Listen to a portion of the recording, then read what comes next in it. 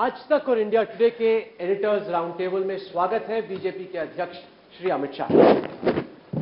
अमित जी, सबसे बड़ा सवाल, जो सबसे बड़ा प्रॉमिस था बीजेपी का, वो था कि अच्छे दिन आएंगे।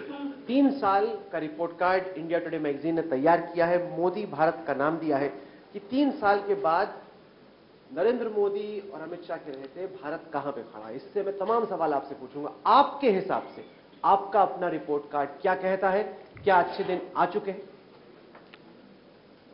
देखिए राहुल जी, कोई भी प्रयास होता है, वो प्रयास और प्रयास करने की ऑप्टिमम पॉसिबिलिटी होती है। दोनों इस हिसाब से नापनी चाहिए कि पहले आपको विरासत में क्या मिला है। अगर विरासत में बहुत बड़ा गड्ढा मिला है तो बहुत बड़ा समय गड्ढा भरने में जाएगा और बाद में बिल्डिंग बनाई जाएगी। हमें जो विरासत में मिला था 10 साल के यूपीए शासन के बाद, वो इतनी बदहाली, इतनी अव्यवस्था, इतनी अराजकता और हर प्रकार से हर सेक्टर में नीचे गिरता हुआ ग्राफ हमें मिला था। तो 3 साल भारतीय जनता पार्टी की सरकार के, नरेंद्र भाई के प्रधानमंत्री बनने के बाद जो 26 तारीख को समाप्त होंगे, इसका एक बहुत बड़ा समय तो वो रिपेयरिंग में गया है। फिर भी मैं आपको बता देता हूं कि जब नरेंद्र भाई को एनडीए के सांसदों ने अपना नेता चुना, उस वक्त नरेंद्र भाई ने भाषण दिया था पार्लियामेंट के सेंट्रल हॉल में। उसमें उन्होंने कहा था कि बनने वाली सरकार, भाजपा की सरकार, एनडीए की सरकार एक गरीबों की सरकार होगी, किसानों की सरकार होगी, मजदूरों, महिलाओं और दलितों, पिछड़ों की सरकार होगी। उसके कल्याण को यह सरकार समर्पित रहेगी। दूसरा, उन्होंने कहा था कि मेरी सरकार कभी भी इस प्रकार के आरोपों में नहीं गिरेगी जो भ्रष्टाचार के आरोप होंगे, घपले घोटाले के आरोप होंगे। तीसरा, उन्होंने कहा था कि हम भारत के सम्मान को दुनिया में उच्चतम स्तर पर ले जाने का प्रयास करेंगे और सफल प्रयास करेंगे। अब 3 साल का समय कोई कम समय नहीं होता है, बहुत बड़ा समय है। और 3 साल में पीछे मुड़कर देखते हैं तो तीनों बातों पर सरकार कहां पर खड़ी है, इसका एनालिसिस करना चाहिए। आप इसको सेक्टर वाइज कर सकते हो, अलग अलग तरीके से कर सकते हो, मगर मैंने ये 3 लिंब बताए, लिंब पर सरकार का काम आगे बढ़ा है। जहां तक गरीबों का सवाल है, आज देश का हर गरीब ये मानता है कि नरेंद्र मोदी सरकार उनकी सरकार है। और ये बार बार कोई मैगजीन लिख दे, कोई टीवी चैनल दिखा दे, उसके भी बहुत महत्व होते हैं, मगर लोकतंत्र में सबसे बड़ा सर्टिफिकेट जनादेश का होता है। 3 साल की सरकार चलाने के बाद जो बार बार जनादेश भारतीय जनता पार्टी को मिल रहा है, वो ही बताता है कि देश का गरीब ये बात मान चुका है कि सरकार उनके हितों को, उनके डेवलपमेंट को समर्पित सरकार है। मैं बताना चाहता हूं, इस देश में 60-70 साल की आजादी के बाद 60% लोग ऐसे थे जिनके घर में एक भी बैंक अकाउंट नहीं था। आज जनधन योजना के बाद 3 साल के बाद हम बड़े फकर से कह सकते हैं कि 28 करोड़ से ज्यादा बैंक अकाउंट खोले गए हैं और देश में एक भी परिवार ऐसा नहीं है जिसके पास बैंक अकाउंट नहीं है। बैंक अकाउंट से मतलब टीका टिप्पणियां होती है, मगर बैंक अकाउंट से मतलब है देश के गरीब को हमने देश के अर्थतंत्र के साथ जोड़ा है। उसका पहली बार आजादी के बाद जुड़ाव करने का काम नरेंद्र मोदी सरकार ने किया है। इस देश में 17,000 गांव ऐसे थे जहां तक 70 साल की आजादी के बाद बिजली नहीं पहुंची थी। हमने एक लक्ष्यांक तय किया कि 2018 के अंत के पहले 17,000 गांवों में बिजली पहुंचा देंगे और आज हम 2017 में है, 13,000 से ज्यादा गांवों में बिजली पहुंचाने का काम समाप्त हो चुका है। ये कल्पना आज तक किसी को नहीं आई थी। देश की 17 साल की आजादी में 12 करोड़ कुछ लाख गैस के कनेक्शन बांटे गए थे, ज्यादातर अर्बन एरिया में बांटे गए थे। पहली बार नरेंद्र मोदी सरकार ने साहस कर फैसला करा कि हम 2019 तक 5 करोड़ गैस कनेक्शन देंगे और 5 crore gas connection BPL card holder को देंगे, ग्रामीण गरीब को देंगे। मैं मानता हूं राहुल जी, बहुत बड़ा फैसला है। देश का एक प्रकार से सोशल एम्पावरमेंट का सबसे बड़ा ये प्रयोग है और उसमें से 2 करोड़ गैस हम दे चुके हैं। और गैस का चूल्हा एक घर में जाता है, इसका मतलब ये नहीं कि पहले कंडे और टहनियां जलाकर कोई माँ खाना पकाती थी और गैस के चूल्हे पे पकाती है। गैस का चूल्हा जाने का मतलब है वो पूरे परिवार का स्वास्थ्य सुधरना, वो पूरे परिवार का आत्मविश्वास सुधरना और सोशल एम्पावरमेंट उसका होता है। एक माँ, गरीब माँ खाना पकाते वक्त 400 सिगरेट जितना धुआं अपने फेफड़े के अंदर हर रोज डाल देती है, जबकि उसको कोई बुरी आदत नहीं है। एक बच्चा जिसका जीवन शुरू ही धुएं में होता है, तो गरीब की झोंपड़ी को धुआं मुक्त करने का काम भारतीय जनता पार्टी की सरकार ने किया। अभी इंटरप्ट मत करो, समाप्त नहीं हुआ है। इस देश में सबसे बड़ी समस्या थी जिस पर किसी का ध्यान ही नहीं गया था कि देश में बहुत सारे परिवार ऐसे हैं जहां पर शौचालय नहीं है, टॉयलेट्स नहीं है। इसको कोई समस्या ही नहीं मानता था, न इसके लिए कभी काम होता था। विज्ञान भवन में कॉन्फ्रेंस कर सारे के सारे बैठे रहते थे, जमीन पर परिणाम नहीं दिखता था। नरेंद्र मोदी ने एक स्वच्छता का अभियान छेड़कर देश में 4.5 करोड़ गरीबों के घर में टॉयलेट बनाए हैं। एक घर में टॉयलेट पहुंचने का मतलब आंकड़े नहीं है राहुल जी। एक 15-16 साल की बच्ची सुबह सुबह खुले में शौच क्रिया करने के लिए टॉयलेट के बगैर खुले में वो उसको जाना पड़ता है, उसका सर शर्म से झुक जाता है। हजारों निगाहें उसको देखती, उसका आत्मविश्वास रोज टूटता है। उसको अभी नागरिक बनना बाकी है, देश के विकास में अपना योगदान देना बाकी है, वो उसके लायक नहीं रहती है।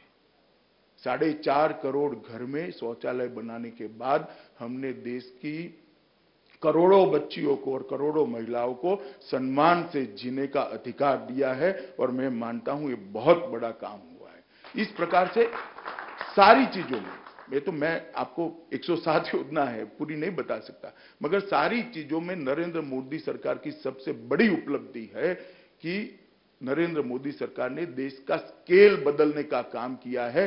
अब यहां कोई छोटा नहीं सोचता है, बड़ा सोचने की शुरुआत हुई है और ये देश की जनता भी बड़ा सोचने की दिशा में आगे बढ़ी है। अमित शाह जी, आपने वो बातें रखी जो कि नरेंद्र मोदी सरकार के रिपोर्ट कार्ड में पॉजिटिव्स है। मैं कुछ सवाल उठाना चाहता हूं उन चीजों के बारे में जिसको लेके सवाल खड़े हुए 3 साल के काम को लेके। सबसे बड़ा सवाल कहीं ना कहीं जॉब क्रिएशन को, रोजगार पैदा करने को लेके है। चुनाव के वक्त पे वादा हुआ था 2014 में कि 1 साल में 1 करोड़ जॉब्स क्रिएट होंगे। 2015-2016 की लेबर ब्यूरो की रिपोर्ट कहती है कि 1,35,000 नौकरियां मात्र क्रिएट हुई हैं। देखिए तो राहुल, बहुत बड़ा फासला है। राहुल जी, ये आपके जवाब के 2 हिस्से हैं। जिस रिपोर्ट को आप कोट कर रहे हैं उसमें इंफ्रास्ट्रक्चर, हाउसिंग और टूरिज्म तीनों को इंक्लूड नहीं करते। और भारतीय जनता पार्टी की मोदी सरकार ने तीनों सेक्टर में बहुत अच्छा काम किया, तीनों सेक्टर में, जिसके आंकड़े इसमें इंक्लूड नहीं होते। मगर मैं एक अलग दृष्टि से आपको बात करना चाहता हूं। 125 करोड़ के देश को कोई अगर ये मानता है कि जॉब देकर, नौकरियां देकर इस देश की बेरोजगारी दूर करेंगे तो वो ये देश की समस्याओं को समझता नहीं है। 125 करोड़ के देश के बेरोजगारों को सिर्फ नौकरियां देकर बेरोजगारी दूर नहीं हो सकती। भारतीय जनता पार्टी की सरकार ने बहुत सारी ऐसी चीजें करी है जिससे स्वरोजगार नाम का एक नया एवेन्यू लोगों के सामने आया है और सफल रहा है। मैं आपको बताना चाहता हूं, हमने स्किल इंडिया का काम किया, बच्चों की स्किल को बढ़ाने का काम किया, उनको अपने स्वरोजगार के लिए ताकतवर बनाने की एक बड़ी मुहिम छेड़ी। उसके बाद स्किल तो आ गई, पैसा नहीं है, कैसे अपना रोजगार करेंगे, तो मुद्रा बैंक योजना लेकर आए। मुद्रा बैंक योजना के अंदर हमने लगभग 7 करोड़ लोगों को, 7 करोड़ से ज्यादा लोगों को 10,000 से लेकर 10 लाख तक की loan without any guarantee, without any guarantor देने का काम किया है। पहली बार बैंकों के नेशनलाइजेशन के बाद बैंक के दरवाजे किसी हज्जाम के बेटे के लिए खुले हैं, किसी कारपेंटर के बेटे के लिए खुले। 10,000 से 10 लाख का लोन शायद लुटियन में बैठने वालों को बड़ा न दिखता हो, मगर एक बच्ची ब्यूटी पार्लर का कोर्स कर बाहर आती है, स्किल डेवलपमेंट के अंदर, और वो एक अपना छोटा सा ब्यूटी पार्लर टाउन के अंदर खोलना चाहती है, उसको 5 लाख का लोन मिल जाता है, उसकी रोजगारी चल पड़ती है। एक एमबीबीएस या आयुर्वेद का डॉक्टर आता है, उसके छोटी सी अपनी डिस्पेंसरी खोलनी है, दवाखाना खोलना है, उसको 10 लाख रुपया मिलता है, उसका जीवन आगे बढ़ जाता है। और राहुल जी, आप लोगों ने भी इस एनालिसिस में भी जाना पड़ेगा। जो कांग्रेस सरकार की परिपाटी थी, इसके हिसाब से आप अगर हमारा एनालिसिस करोगे तो ठीक नहीं कर पाओगे, क्योंकि वहां सोचने की मनाही थी, यहां शुरुआती सोच से होती है। पर मैं आपको बताता हूं, आप जब ये रोजगारी के आंकड़े लेकर बैठते हो, तब रोजगारी के लिए इस सरकार ने कितने होलिस्टिक व्यू के साथ ये सरकार आगे बढ़ी है, उसको देखना पड़ेगा। मैं आपको आईटी सेक्टर का एग्जांपल देता हूं। हर हफ्ते खबर आती है, इन्फोसिस, विप्रो, कॉग्निजेंट कितने हजार लोगों को निकालेगा। अमेरिकी राष्ट्रपति डोनाल्ड ट्रंप प्रोटेक्शनिज्म के तहत अमेरिकी जॉब्स को सुनिश्चित करने के लिए प्रेशर डाल रहे हैं। आईटी सेक्टर में लोगों की नौकरी ना जाए, आप कैसे सुनिश्चित करेंगे? देखिए, ऐसा है राहुल जी, सोमवार को कोई समस्या खड़ी होती है और मंगलवार को पूछोगे कि इसका क्या करोगे, ये तरीका नहीं है जी। अमेरिका ने एक फैसला करा, इसका रिपल्केशन आया है, इसको भी देखेंगे भाई। कैसे देखेंगे, वो करेंगे। ये पार्लियामेंट नहीं है, बताएंगे, हम करेंगे भी, इसको भी एड्रेस करेंगे। बहुत कुछ एड्रेस किया है, इसको भी करेंगे। मगर एक तत्कालीन किसी एक और देश के फैसले के कारण यहां पर रिएक्शन आता है, इसको हमारी विफलता में गिनाना नहीं चाहिए। This is not fair Rahul. इसके अलावा एक और बड़ा सवाल खड़ा होता है कश्मीर का। मोदी सरकार की 3 साल की कश्मीर नीति को लेकर कई सवाल खड़े हुए हैं। हाल ही में आज तक और इंडिया टुडे ने operation Hurriyat, the Hurriyat truth tapes दिखाई, जिसने हुर्रियत कॉन्फ्रेंस का जो असली काला चेहरा है उसको देश के सामने बेनकाब किया। सवाल ये उठता है कि अब तक मोदी सरकार हुर्रियत पे कड़ी क्यों नहीं रही है? अब एनआईए ने प्रोब किया है, लेकिन अब तक ये हाउस अरेस्ट में, 5 स्टार हाउस अरेस्ट में रहे हैं, दूध बादाम पानी सब इनको मिल रहा है, तिहाड़ जेल में क्यों नहीं है? देखिए, पहले तो तिहाड़ भेज नहीं सकते, आप कानून नहीं समझते शायद, उनको तिहाड़ नहीं भेज सकते। सेंट्रल कश्मीर के सेंट्रल प्रिजन। हाँ, मैं थोड़ा आपको करेक्ट कर रहा हूं। दूसरी बात, कश्मीर पर भारतीय जनता पार्टी की सरकार पैनी निगाह रखे हुए, कश्मीर को आप बीच में से एक 6 महीना उठाकर देख नहीं सकते हो। कश्मीर समस्या 89 से लेकर 2017 तक टेबल पर रखकर उसको देखनी पड़ती है।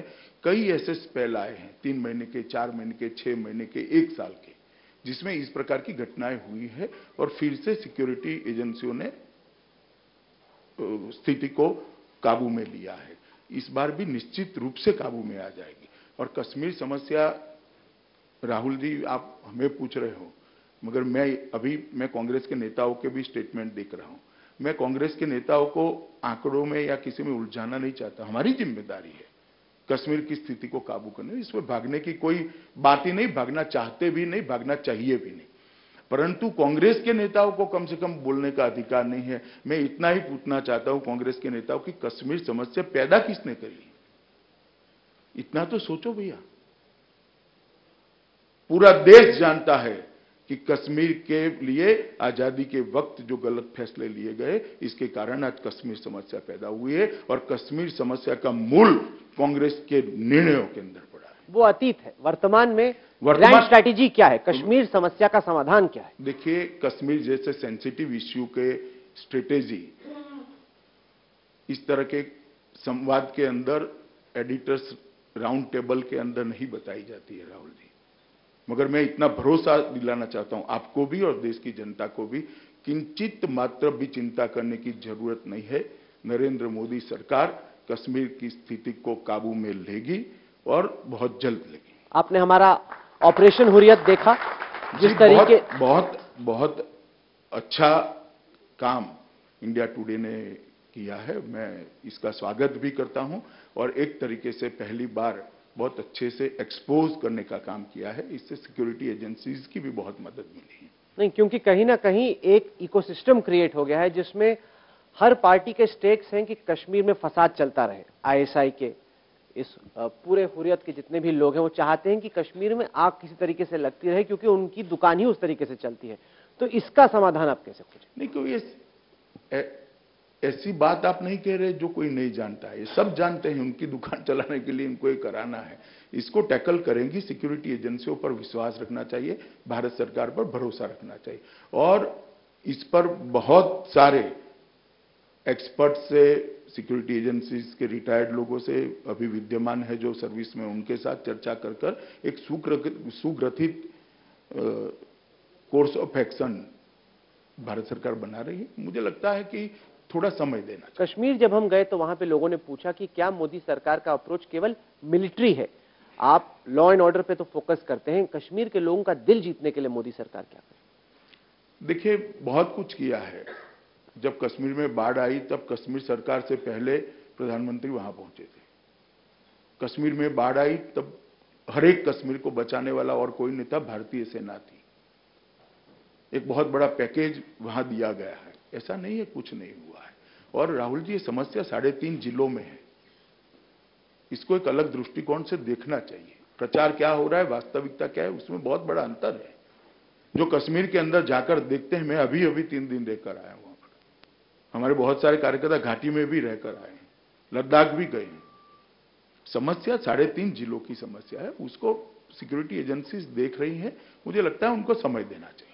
कश्मीर से ही सटा हुआ है पाकिस्तान, और पाकिस्तान की नीति को भी लेकर सवाल खड़े होते हैं कि क्या भारत और पाकिस्तान के बीच में रिश्तों को आगे बढ़ाने के लिए हम कुछ कर पा रहे हैं? क्या पाकिस्तान की नीति को आप मोदी सरकार की कामयाबी मानते हैं या आप उसको विफलताओं में गिने? देखिए, पाकिस्तान और भारत के रिश्ते अच्छे करने के लिए नरेंद्र मोदी सरकार ने जितना किया, इतना किसी ने नहीं किया है। मगर रिश्ता अच्छा 2 ओर से रखने का प्रयास होना चाहिए, एक ओर से नहीं हो सकता। प्रधानमंत्री जी ने बहुत प्रयास किए हैं, मगर उसका प्रतिसाद जो मिलना चाहिए वो नहीं मिला है। तब जब प्रतिसाद नहीं मिलता है तो हमने भी हमारे देश के हितों की रक्षा करनी है, और इस हिसाब से चल रहे हैं। क्या ये बात सही है कि बैक चैनल के जरिए कोशिश हो रही है चीजों को बेहतर करने की? क्या इसी तरीके से आईबॉल टू आईबॉल कॉन्फ्रंटेशन चलता रहेगा मोदी सरकार के बाकी सालों में भी? देखिए, हम सभी पड़ोसियों से अच्छे रिश्ते चाहते हैं, मगर हमारे सम्मान और हमारी सीमाओं के सुरक्षा के बाद। इसमें से आप जो समझना है वो समझ सकते हैं। इसके आगे अगर हम बात करें, जो कैंपेन के दौरान कहा गया और उसके बाद 3 साल में जो हुआ, एक बड़ा मुद्दा है मैक्सिमम गवर्नेंस मिनिमम गवर्नमेंट का, जिसमें कहा गया कि हम डिपार्टमेंट्स को कम करेंगे, इतने सारे मंत्रालयों की जरूरत नहीं है, इतने सारे मंत्रियों की जरूरत नहीं है, government has no business to be in business, ये कहा गया कैंपेन के दौरान। लेकिन पिछले 3 साल में अगर हम डिसइन्वेस्टमेंट की नजर से देखें या विभागों को कम करने की नजर से देखें, खास काम हुआ नहीं। आप ये जो सूत्र है इसका अर्थ अपने अनुकूल मत निकालिए। मैं बताना चाहता हूं कि नरेंद्र मोदी सरकार बनने के बाद पहली बार इस देश में एक लंबे अरसे के बाद बैंकों के अंदर पॉलिटिकल इंटरफेरेंस भी 0 हो गया है। किसी भी बैंकर से आप बात कर देखिए, पॉलिटिकल इंटरफेरेंस 0 हुआ है। इसको आप क्या मानते हो? बहुत सारे फैसले, पॉलिसी सरकार बनाती है, नीति सरकार बनाती है, नीति बनाने का सरकार का अधिकार भी है और फर्ज भी है, मगर इसके इंप्लीमेंटेशन में कहीं पॉलिटिशियंस नहीं है। बहुत सारी चीजें आज इसलिए नीचे पहुंच रही हैं। राहुल जी, आप परिवर्तन को किस तरह से देखते हैं? सिर्फ डिसइन्वेस्टमेंट एक मुद्दा नहीं है, और इसमें भी कोई बहुत बुरा परफॉर्मेंस नहीं है, मगर डिसइन्वेस्टमेंट एकमात्र मुद्दा नहीं है। बहुत सारे सुधार हुए हैं। नीति आयोग को देख लीजिए, जिस तरह से अपॉइंटमेंट्स होती है उसको देख लीजिए। अरे वो छोड़िए, पद्म पुरस्कारों का जिस तरह से जनतांत्रिकरण हुआ है, शायद आजादी के बाद इस तरह से पद्म पुरस्कार कभी नहीं दिए गए। पद्म पुरस्कारों की सूची उठाकर लिख दीजिए। एक गांव में छोटा सा एक व्यक्ति देश को कंट्रीब्यूट करता है, उसको इस सरकार ने ढूंढकर राष्ट्रपति के हाथ से पद्म पुरस्कार देने का काम किया। ऐसा नहीं है राहुल जी, 2 चीजें नुक्स ढूंढ लेना बहुत सरल है, मगर बहुत कुछ अच्छा हुआ है और देश की जनता इसको जानती है। क्योंकि ये बात भी तो कही थी सरकार मोदी जी ने कि government has no business of being in business. ये उन्हीं का, नहीं, वो मैं तो उन्हीं का वादा उनको गिना। ठीक है, अभी 2 साल बाकी है ना, आप धैर्य रखिए। तो आपको लगता है कि कोई बिग टिकट डिसइन्वेस्टमेंट जैसे एयर इंडिया, जिसकी नीति आयोग आप टाइटल मत ढूंढो इसमें। मेरा तो काम है हेडलाइन निकालना। आप दे, मगर मेरा काम नहीं है हेडलाइन देना। मैं आपको कहता हूं धैर्य रखे, बहुत अच्छे परिणाम आएंगे। अगले 2 साल में आएंगे? अरे 2 साल छोड़ो, बहुत अच्छे परिणाम आए। अच्छा, आपने अभी राष्ट्रपति की बात की, तो इसी के चलते मैं जानना चाहता हूं कि आपका राष्ट्रपति पद का कैंडिडेट कौन होगा? अभी तय नहीं है राहुल जी। कुछ तो होगा आपके जहन में? मेरे जहन में हो तो भी मैं बता नहीं सकता, क्योंकि मेरी पार्टी की एक व्यवस्था है। पार्टी के सभी नेताओं से चर्चा होगी, बाद में पार्लियामेंट्री बोर्ड इसका फैसला करेगा, उसके बाद में हम आपको बताएंगे। साथियों से भी अभी चर्चा बाकी है। क्योंकि चर्चा हो रही थी कि क्या आडवाणी जी को गुरु दक्षिणा दी जाएगी मोदी जी और अमित शाह द्वारा। अब राहुल जी कुछ भी कहने के लिए स्वतंत्र है, मैं स्वतंत्र नहीं हूं, मैं पार्टी के निर्णयों से बंधा हुआ हूं। एक और स्कीम जिस पर बहुत सवाल खड़े हुए, जो कि मोदी सरकार की पेट स्कीम्स में से एक थी, वो थी नमामि गंगे कि गंगा जी साफ होंगी। अभी उत्तर प्रदेश चुनाव में आप भी, हमारे तमाम रिपोर्टर भी लगातार उत्तर प्रदेश में थे। 3 साल में गंगा जी तो साफ नहीं हुई। 2018 का आप ही का टारगेट था। उमा भारती जी से जब पहली दफा इंटरव्यू हुआ उनका मंत्रालय मिलने के बाद, उन्होंने कहा कि नमामि गंगे पार्ट 1 2018 तक पूरा हो जाएगा। दूर दूर तक कोई सीन नहीं है 2018 तक पहला पार्ट पूरा होने। देखिए, जब उमा जी ने स्टेटमेंट किया उस वक्त उनको राज्य सरकारों के नॉन कोऑपरेशन की भनक नहीं थी। आपको भी मालूम है कि नीति विषयक निर्णय केंद्र सरकार कर सकती है। हमारे संविधान ने जिस फेडरल स्ट्रक्चर को स्वीकार किया है उसमें गंगा को ऊपर से देख लीजिए आप। 3 साल की बात करें, 3 साल में ये 2 महीना छोड़कर उत्तराखंड में हमारी सरकार नहीं थी, उत्तर प्रदेश में हमारी सरकार नहीं थी, बिहार में हमारी सरकार नहीं है, बंगाल में हमारी सरकार नहीं है। सिर्फ झारखंड का एक छोटा सा पेच हमारी सरकार में रहा है। अब उत्तराखंड, उत्तर प्रदेश, झारखंड, ये तीनों राज्य भारतीय जनता पार्टी के शासित राज्य हैं। बहुत जल्दी से इस पर कार्यवाही शुरू होगी, क्योंकि केंद्र सरकार योजना बना सकती है, सुविधा दे सकती है, गाइडेंस दे सकती है, मगर उसका जमीन पर इंप्लीमेंटेशन राज्य सरकारों ने कर। चलिए, अब तो उत्तराखंड में आपकी सरकार है, उत्तर प्रदेश में भी आपकी प्रयास सरकार चालू हो अब आप गए। अब नया टारगेट बताइए।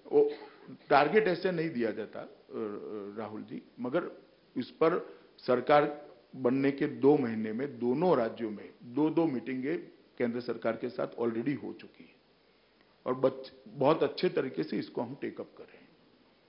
तो कोई नया टारगेट नहीं है कि 2018 जहां पे पहले था अब हम कम से कम 2020 टारगेट जब डिस्टर्ब होते हैं तब नया टारगेट बनाने में थोड़ी समय लगता है, मगर मैं आपको बताता हूं कि गंदा पानी गंगा जी में न जाए, पॉल्यूटेड वाटर, इंडस्ट्री का पॉल्यूटेड वाटर न जाए, सब जगह पे शौचालय बन जाए, ये सारी चीजें अंततोगत्वा राज्य सरकार ही कर सकती है, क्योंकि स्टेट सब्जेक्ट में पड़ती है। और आपको लग रहा है कि योगी सरकार और उत्तराखंड की आपकी नई सरकार पूरी मदद करेगी? पूरा उनको करना ही होगा, उनका इस पर विकल्प ही नहीं है, लेकिन क्या स्पीड से हो पाएगा? क्योंकि गंगा जी को क्लीन करना बीजेपी का बहुत बड़ा वादा है और इस पर लोग आपको जज भी कर रहे हैं। निश्चित रूप से दोनों सरकारें अच्छा काम करेगी। आगे बढ़ते हैं हम लोग नक्सल समस्या की तरफ। वहां पर भी एक तरफ इंडिया टुडे मैगजीन में लिखा है कि इंफ्रास्ट्रक्चर को डेवलप करने की कोशिश चल रही है पहले से कहीं ज्यादा, लेकिन हकीकत यह भी है कि नक्सली अभी भी हमारी जो सिक्योरिटी फोर्सेज हैं उन पे हमला कर रहे हैं और हमें चोट पहुंचा रहे हैं। राहुल जी, हम नक्सलियों के साथ लड़ रहे हैं, मैं एज अ कंट्री कह रहा हूं, हम दोनों नहीं। तो लड़ाई कोई ऐसी हो सकती है जिसमें एक ही ओर से गोली चलेगी? ऐसी लड़ाई कभी हो सकती है? हम उन पर आघात करेंगे और वो हम पर नहीं करेंगे।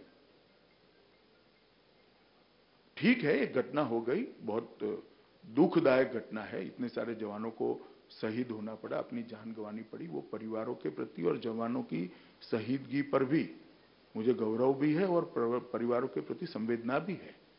मगर भारतीय जनता पार्टी की सरकार ने, नरेंद्र मोदी सरकार ने नक्सलवाद को खत्म करने के लिए बहुत कड़ाई से काम किया है और एक सफल लड़ाई लड़ी है, जिसके परिणाम भी आए हैं और एक इसका दायरा सीमित होता जा रहा है। कोई टारगेट है जब आपके हिसाब से जितने भी पॉलिट ब्यूरो, जो मुश्किल है वहां पे आप कहते हैं कि टारगेट नहीं होता, जहां पे रखना है वहां पे आप टारगेट रख लेते हैं? टारगेट टॉयलेट बनाने के कर सकते हैं, उसमें टारगेट पूछो, मैं कह सकता हूं 5 करोड़ गैस बांटने का टारगेट हो सकता है, 24 किलोमीटर हर रोज रोड बनाने का टारगेट हो सकता है, ओबीसी के कल्याण के लिए उसको संवैधानिक मान्यता देने का टारगेट हो सकता है, उपग्रहों की स्थिति, सैटेलाइट मतलब अंतरिक्ष से दुनिया में भारत को मजबूत करने का टारगेट हो सकता है। इक्का दुक्का 1-4 उपग्रह छोड़ते थे, एक साथ 104 उपग्रह छोड़कर आज ग्लोबल लीडर बनकर भारत उपजाए, उसका उपसा है, उसका टारगेट हो सकता है। नक्सलियों के साथ लड़ाई का टारगेट नहीं हो सकता। मैं जानना चाहता हूं इन्वेस्टमेंट को लेके सरकार जो कर रही है, एफडीआई की मात्रा पहले से बढ़ी है, परसेंटेज के तौर पे बहुत जंप हुआ है। लेकिन अगर हम कॉर्पोरेट इन्वेस्टमेंट को देखते हैं कि कंपनियां भारत में कितना निवेश कर रही हैं, 2007-2008 में आंकड़ा 16% का था, इस वक्त आंकड़ा 10% का है। मोदी सरकार को माना जाता है कि प्रो बिजनेस, बिजनेस फ्रेंडली है, लेकिन उसके बावजूद भी आप भारत की ही बड़ी कंपनियों को इतना आश्वासन या कॉन्फिडेंस नहीं दे पा रहे कि वो इंडिया में जितना पहले इन्वेस्ट करते थे आज भी करें। 10 साल की कांग्रेस की सरकार ने हमारी बैंकिंग सिस्टम को बिल्कुल चरमरा कर रख दिया था। उसको रिपेयर करने में समय गया है। आप अभी नितिन जी के साथ बैठे थे, शायद उन्होंने रोड इंफ्रास्ट्रक्चर के मामले में क्या हुआ बताया होगा। हर जगह पे कोर्ट केस, हर जगह पे एनपीए, हर जगह पे आर्बिट्रेशंस, इतना क्लमजी बनाकर रखा था कि इसको क्लियर करने में एक बहुत बड़ा समय गया है। फिर भी कोयला के क्षेत्र को हमने इसमें से बाहर निकाल दिया कोर्ट केस से। आज कोयला उत्पादन भी बढ़ा है और कोयले की लगभग इंपोर्ट को समाप्त करने में भारतीय जनता पार्टी की सरकार सफल हुई है। हमने खदानों के ऊपर से भी सुप्रीम कोर्ट का जो था स्पेक्ट्रम की नीलामी के लिए भी हमने जो बैन था उसको उठाने में हम सफल, क्योंकि हम पारदर्शी सिस्टम लेकर आए, पारदर्शी तरीके से सारी नीलामियों को करा है और इन्वेस्टमेंट भी बढ़ा है इन टोटो। आप उसके एक सेगमेंट के अंदर जा सकते हो, मगर इन टोटो बढ़ा है और ग्रोथ रेट कुल मिलाकर 4% पर 4.4% पर थी, उसको 7 से 7.6 के बीच में रहती है। मुझे लगता है बहुत अच्छा काम किया है राहुल जी। हम जब अटल जी की सरकार थी तब 8 पॉइंट समथिंग ग्रोथ रेट छोड़कर गए थे। अर्थशास्त्री मनमोहन सिंह आए, 10 साल में उन्होंने 4% पर पहुंचाया और चाय बेचने वाले का बेटा नरेंद्र मोदी आया, उसने 7.6% पर पहुंचा दिया। तो 8.8 से 4 और 4 से 7.6 ये बताता है कौन सी सरकार परफॉर्म कर रही है। और ये तो 3 साल की बात है। क्योंकि एक बहुत बड़ा चैलेंज है, जैसे मैन्युफैक्चरिंग सेक्टर में आर्टिफिशियल इंटेलिजेंस आ रहा है। कई सारी नौकरियां जो कि पहले होती थी खासतौर से मिडिल लेवल पे और जूनियर लेवल पे, वो नौकरियां चली जाएंगी। तो भारत के पास जिस तरीके से हमारी वर्कफोर्स बढ़ रही है, वाकई में एक बड़ी स्ट्रेटेजी की जरूरत है, ताकि ये सारी नौकरियां जाती ना रहे। केवल आईटी में नहीं, बाकी सेक्टर्स में भी हो रहा है, मैन्युफैक्चरिंग, ऑटोमोबाइल मैन्युफैक्चरिंग। मुझे मालूम नहीं, आपकी चश्मे से पूरी सरकार की प्रक्रिया को देखते हो, आपको स्टैंड अप दिखाई नहीं पड़ता, आपको स्टार्टअप दिखाई नहीं पड़ता, आपको स्किल इंडिया दिखाई नहीं पड़ता। दिखाई तो पड़ता ही है इसमें। तो वो भी तो कंसिडर करो भैया, कि ऐसे ही पूछने के खातिर सवाल पूछ लेते हो। मुद्रा बैंक आपको दिखाई नहीं पड़ता। ये सारे ऑल्टरनेटिव हमने खड़े किए हैं और न केवल रोजगारी के लिए, हमने खेती पर, कृषि पर निर्भर लोगों की संख्या घटाने के लिए भी बहुत बड़ा कदम उठाया है। 7 करोड़ लोग जो स्वरोजगार देंगे वो कृषि पर निर्भर थे। कृषि इसलिए प्रॉफिटेबल बिजनेस नहीं है कि इसमें प्रॉफिट नहीं, ऐसा नहीं है। उसकी पोटेंशियल से ज्यादा लोग कृषि पर निर्भर है, इसलिए प्रॉफिटेबल बिजनेस नहीं है। थोड़ा उस पर से निर्भरता कम कर दे तो अपने आप में कृषि आज भी मुनाफा दे सकती है। और इस दृष्टि से कभी काम नहीं हुआ था। हमने इनिशिएटिव लिया है कि कृषि पर निर्भर जो बच्चे हैं उसको स्किल बनाओ, उसको स्किल बनाकर उसको आगे बढ़ने के लिए मदद करो। आज स्टैंड अप योजना से कोई दलित और ट्राइबल बच्चे को बैंक लोन देती है तो उसके वो कृषि में मजदूरी करने वाला बच्चा आता है। कोई हजाम की दुकान खोलता है, कारपेंटर की दुकान खोलता है, कोई चना मुमरा का ठेला लगा देता है, तो कृषि पर निर्भर लड़का एक ऑल्टरनेटिव रोजगारी में आता है। तो कृषि को भी मदद मिल रही है, रोजगारी का भी निर्माण हो रहा है। हमने अब तक चर्चा की मोदी सरकार के अलग अलग विभागों के 3 साल के काम के बारे में। आप बीजेपी के अध्यक्ष हैं, कुछ राजनीतिक सवाल भी इन 3 सालों पे करना चाहते हैं हम। इस वक्त सबसे ज्यादा चर्चा तमिलनाडु को लेकर हो रही है और अभी हाल ही में सुपरस्टार रजनीकांत ने एक बहुत बड़ा संकेत दिया राजनीति में आने का। अब सब लोग ये भी जानते हैं कि बीजेपी चाहती है दिल से कि रजनीकांत बीजेपी में आ जाएं, और अब तो उन्होंने कह भी दिया है कि जब वक्त आएगा, अपने फैन से कहा है कि तैयार रहना। तो कब ये खबर चलेगी आज तक पे कि रजनीकांत आ रहे हैं बीजेपी? नहीं, वो तो रजनीकांत ही तय कर सकते हैं, मैं नहीं कर सकता। उनको कब राजनीति में आना है मैं कैसे तय कर सकता पर हूं? आपकी तरफ से स्वागत है, रास्ता खुला है, दरवाजा खुला है। हमारी तरफ से हर अच्छे व्यक्ति का राजनीति में आने के लिए स्वागत है। और आप मानते हैं कि रजनीकांत आएंगे तो मैंने हर अच्छे व्यक्ति के कहा है, इसमें आप भी आते हैं। अच्छा व्यक्ति ने माफ कर दीजिए। हमारा राजनीति से दूर। नहीं, फिर मेरी ओर से स्वागत फिर मैं है। आपसे कोई सवाल ही नहीं पूछ पाऊंगा, फिर तो गड़बड़ हो जाएगी सारी। अरे कोई नहीं, और पूछ लेगा राहुल, क्यों नहीं। डरते हो यार? मुझे जानना है कि क्या आप मानते हैं कि रजनीकांत के, क्योंकि तमिलनाडु में सर बहुत रुचि है, बहुत, मुझे जो मैंने बताया कि अमित शाह साहब आ रहे हैं हम लोगों के राउंड टेबल में, तो बहुत सवाल आए उन्होंने, क्या आप मानते हैं कि रजनीकांत के आने से तमिलनाडु की राजनीति में वैसा ही इंपैक्ट होगा जैसे एमजीआर और जया के? देखिए, वो अभी मैं मानता हूं कि रजनीकांत जी फैसला करें तभी इस पर ज्यादा सोचना मुनासिब है। आपकी क्या सोच? मेरी सोच से क्या फर्क पड़ता है, उनको तय करना है कि वो राजनीति में आना चाहते कुछ हैं। तो बातचीत हुई होगी आपकी? नहीं, मेरी बातचीत नहीं। ये चर्चा चल रही कि मोदी जी से मिलने आ रहे हैं सबसे। मोदी जी को हजारों लोग मिलने आते हैं, तो आप हर क्षेत्र में काम करने वाले अच्छे लोग मोदी जी को मिलते हैं और मिलने ही चाहिए। क्या ये बात सही है कि बीजेपी की तमिलनाडु की रणनीति में रजनीकांत एक अहम किरदार है? देखिए, अभी रजनीकांत जी ने पहले तय करना पड़ेगा कि वो राजनीति में क्या अभी आपके पास कोई गारंटी नहीं है कि वो आ भी रहे हैं कि नहीं आ रहे हैं? मेरा कैसे गारंटी ले सकता हूं? उनको ही तय करना है ये फैसला। तमिलनाडु की राजनीति को इसके आगे आप कहां जाता देखते हैं? क्योंकि वहां पे जब से जयललिता जी की देखिए, एक आंतरिक डिस्प्यूट सत्ताधारी पक्ष के अंदर है, जो सत्ताधारी पक्ष ने रिजॉल्व करना है। चुनाव अभी वहां बहुत दूर है और हम नहीं चाहते कि किसी भी पार्टी में आंतरिक डिस्प्यूट रहे, वो लोग रिजॉल्व कर लें। ओ पनीरसेल्वम के यहां से एक ट्वीट हुआ कल, जिसमें उन्होंने कहा कि बीजेपी से विलय पे चर्चा होगी। फिर एहसास हुआ कि ये तो गलती हो गई, या तो पोल खुल गए या गलती से निकल गया, फटाफट डिलीट किया, कहा कि नहीं, दोनों को मर्ज कर जाना चाहिए। क्या आपको लगता है कि ओपीएस फैक्शन जो है उसका बीजेपी से विलय हो सकता है? देखिए, ट्विटर पे इतने बड़े रिएक्शन देना ठीक नहीं होता है। गंभीरता से इस प्रकार के राजनीतिक फैसले और फैसलों पर प्रतिक्रिया दी जाती है। इसके अलावा एक जो बड़ा सवाल तमाम जो विरोधी पार्टियां हैं वो पूछती हैं, वो ये कि क्या बीजेपी तमाम सरकारी एजेंसियों का दुरुपयोग कर रही है, खास तौर से उन नेताओं को टारगेट करने के लिए जो कि बीजेपी के विरोधी हैं। चिदम्बरम साहब ने यह आरोप लगाया, लालू यादव ने आज तक को इंटरव्यू दिया, उन्होंने कहा कि इन्होंने अपनी पूरी ताकत लगा दी है कि मुझे चुनाव में हरा नहीं पाए, अब मुझे केस करके फंसाना चाहते हैं। देखिए, जो कुछ भी कार्रवाई हुई वो बहुत स्पष्ट है कि कॉन्क्रीट इंफॉर्मेशन, कॉन्क्रीट डेटा के आधार पर हुई। किसी को अरेस्ट नहीं किया है। कोर्ट के रास्ते खुले हैं, उन्होंने जाना चाहिए। मगर जब आप बेनामी संपत्ति किसी के नाम पर मिले, भ्रष्टाचार के मामले हो और उसकी जांच भी न हो, इस प्रकार से देश नहीं चल सकता। पर कांग्रेस ने जो 3 साल का अपना रिपोर्ट कार्ड पेश किया मोदी सरकार को लेकर, आपने पढ़ा होगा, उसमें लिखा गया कि जो जो आरोप विपक्ष पे लग रहे हैं उसकी तो बड़ी तेजी से जांच हो रही है, जो जो आरोप उन लोगों पे लग रहे हैं जो कि सरकार से जुड़े हुए हैं, उनमें एजेंसियां कुछ नहीं करती। उसमें भी कर रही हैं। अगर कुछ मिलेगा तो करेंगी एजेंसी। पर तो ढूंढने पे है ना, अगर ढूंढो ही नहीं तो क्या मिलेगा? निश्चित रूप से ढूंढेगी और कोर्ट के दरवाजे खुले हैं।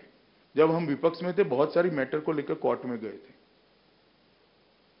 इस वक्त आपका फोकस है पश्चिम बंगाल पे, उड़ीसा पे, त्रिपुरा पे, केरल पे, तमिलनाडु में। यही राज्य हैं जहां पे ज्यादातर बीजेपी नहीं है।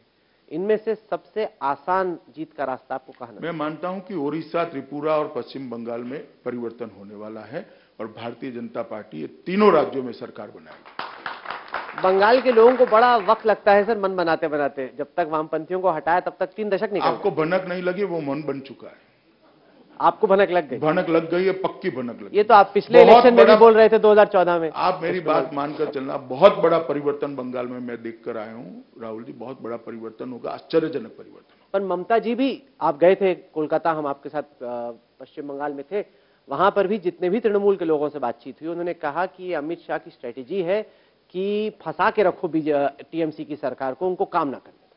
नहीं, कहां फंसाया है हमने? क्या किया है? मैं मेरी पार्टी के एक्सपांशन के लिए न जाऊं? किस प्रकार का बंगाल चाहती है ममता जी? उनके अलावा कोई पार्टी अपना प्रचार न करे? ये डेमोक्रेसी है? वो आप पे कम्युनल कार्ड खेलने का आरोप लगा दिया। Communal card? मेरे एक भी भाषण में से एक भी शब्द उठाकर दिखा दीजिए, मैं जवाब देने के लिए तैयार हूं। उनको मेरी एंट्री से तकलीफ है, जिसका मेरे पास कोई समाधान नहीं है। चलिए, मैं बार बार बंगाल जाऊंगा और बार बार मेरी पार्टी को बढ़ाने के लिए प्रयास करूंगा और बंगाल में भारतीय जनता पार्टी की सरकार है। आइए, यहाँ पे तमाम लोग मौजूद हैं इस राउंड टेबल में, कुछ सवाल हम लेते हैं।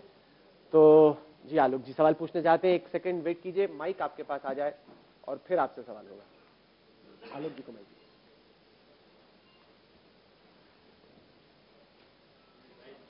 नमस्कार आलोक जी।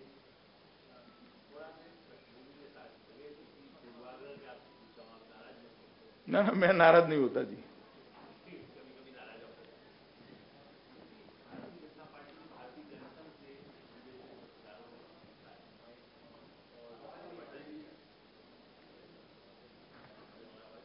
ये माइक शायद चल नहीं रही, दूसरी माइक दीजिए, चल रही हो।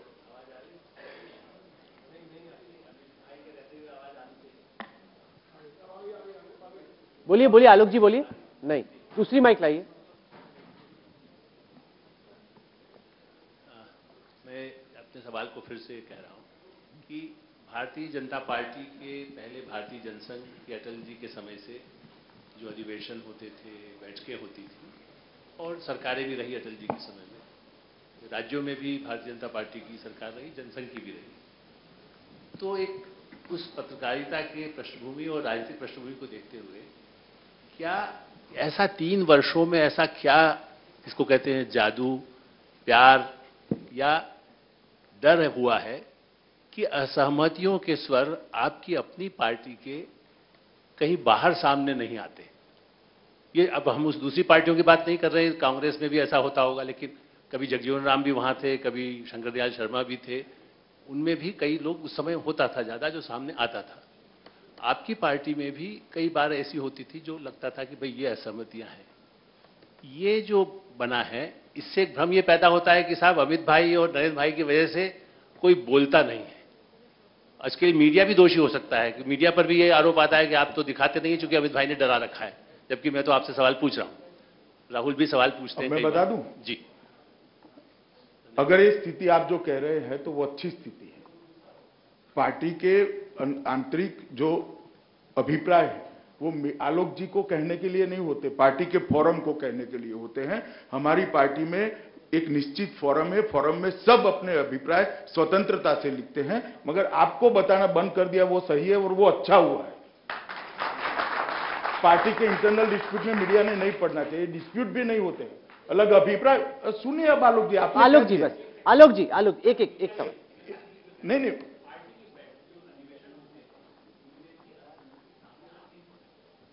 नहीं वो आज भी होती है मगर आपके पास नहीं आती। अंजना।